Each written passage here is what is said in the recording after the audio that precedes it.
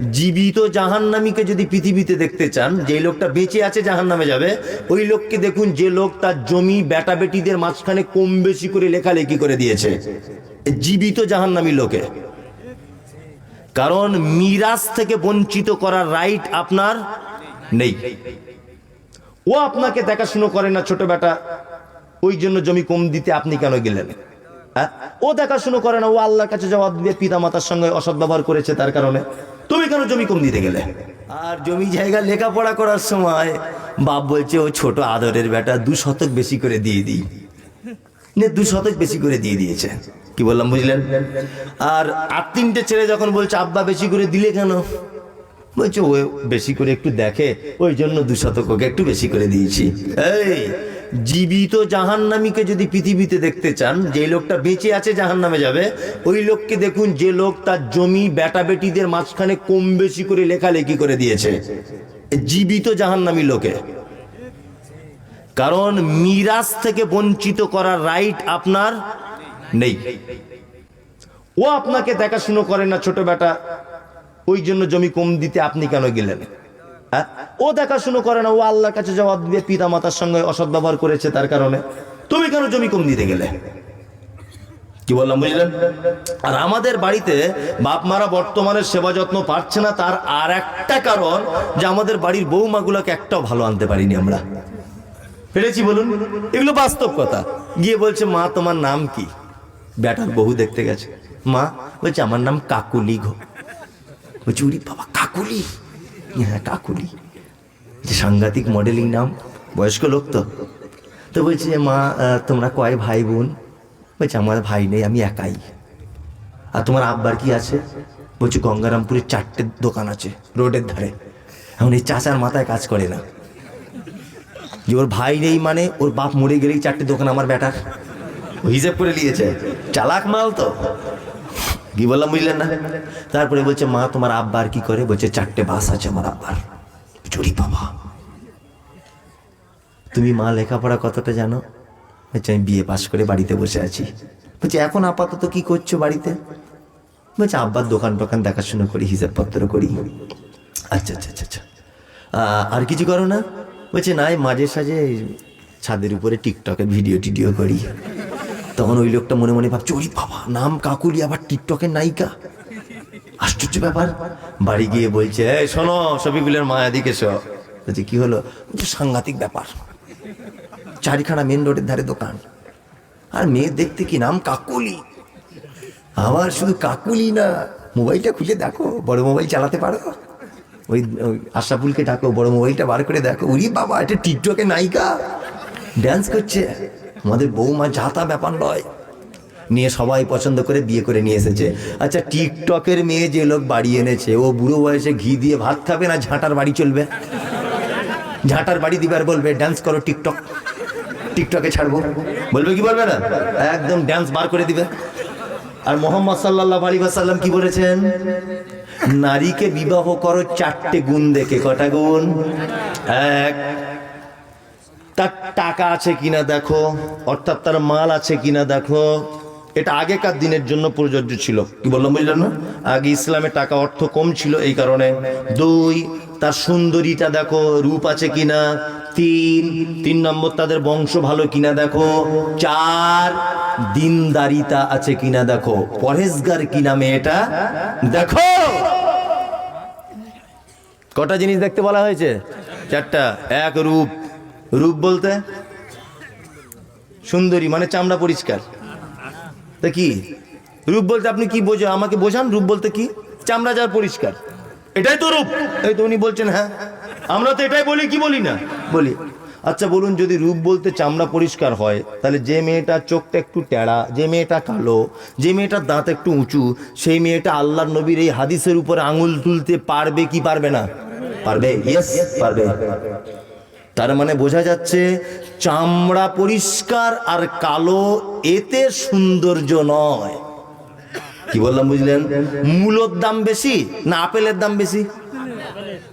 আপেলের। পরিষ্কার কে, মূলো না আপেল? মূলো। মূলো বেশি সাদা না?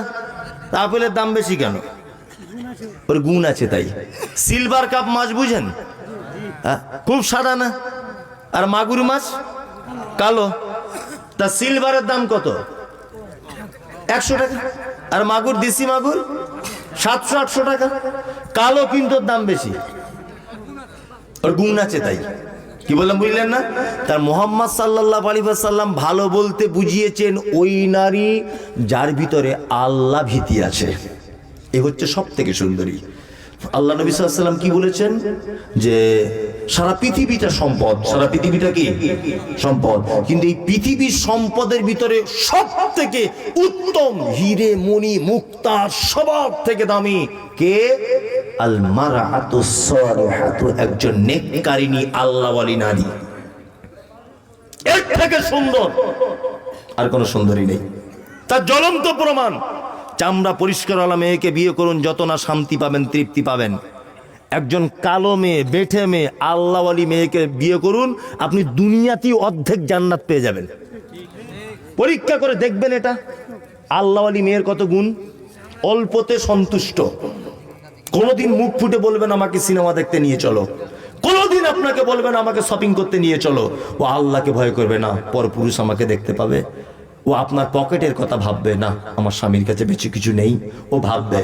আর টিকটকের হলে তোমার মানে তোমাকে বন্ধক দিয়ে লোন করেও সিনেমা দেখতে চলে যাবে। তাই তো করছে না, করছে না?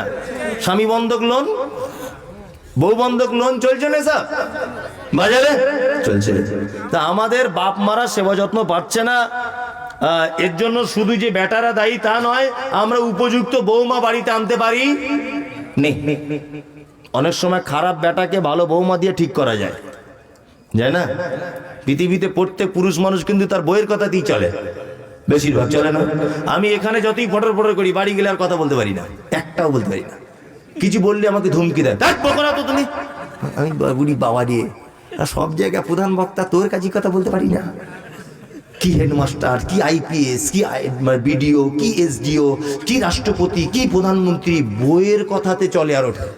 ঠিক বলছি না? তার মানে একটা ভালো লোককে পরিবর্তন করে দিতে পারে কে? তার স্ত্রী, পারে না? ওই জন্য আল্লাহওয়ালী বউ মানতে হবে। চলুন, আপনাদের এখানে বাপ মা বুড়ো হয়ে গেলে কেমন করে ভাত খায় ছেলেদের কাছে? পালি সিস্টেমে। এমন সিস্টেম মনে হচ্ছে ওর বাপ মসজিদের ইমাম আর ওর মা মুয়াজ্জিন। 5 দিন করে সিস্টেম করা, যদি 6 দিন হয়ে যায়, বৌমারা বড় বড় চোখ বার করে, চোখ বার করে আর বলে, ওরে বাবা, ক্যালেন্ডার দেখে খেতে পারো না? আজকে ক তারিখ হলো? 13 তারিখে চলে যাবার কথা, 14 তারিখ হয়ে গেল। বলে কি বলে না? আবার কেউ কেউ বলে, আমাদের তরকারি কি খুব মিষ্টি, ছেড়ে যেতে মন চায় না। বলে কি বলে না? বলে কেন? কেন সমাজের অবস্থা? আপনারা 4 ভাই, এবার আমার দিকে তাকুন, মুখ বন্ধ করুন, শুধু নিঃশ্বাসটা নেন, চোখটা নড়াচড়া করুন, একদম নড়াচড়া করবেন না। আপনারা 4 ভাই, 4 জনার 2 তলা বাড়ি। আপনার মায়ের বয়স 90, আপনার আব্বার বয়স 95। সিঁড়ি দিয়ে আপনার আব্বা মা উঠতে পারে না। 4 ভাই যুক্তি করে ভেবে নিয়েছেন, সিঁড়ি দিয়ে তো 2 তলা তো তোলা যাবে না, তাই এক কাজ কর ছোট ভাই, তোর এই সিঁড়ির তলাতে একটা ভালো মশারি টাঙিয়ে দে, আব্বা মা থাকুক। 4 ভাই দিল্লিতে তোমরা কাজ করতে গেছো, ঈদের দিনে 1 সপ্তাহ আগে বাড়ি আসবে। ফোন করে তোমার স্ত্রীকে বলছো, হ্যালো সাবিনা, আমি বুধবার বাড়ি যাব, তোমার জন্য কিছু নিয়ে যেতে হবে।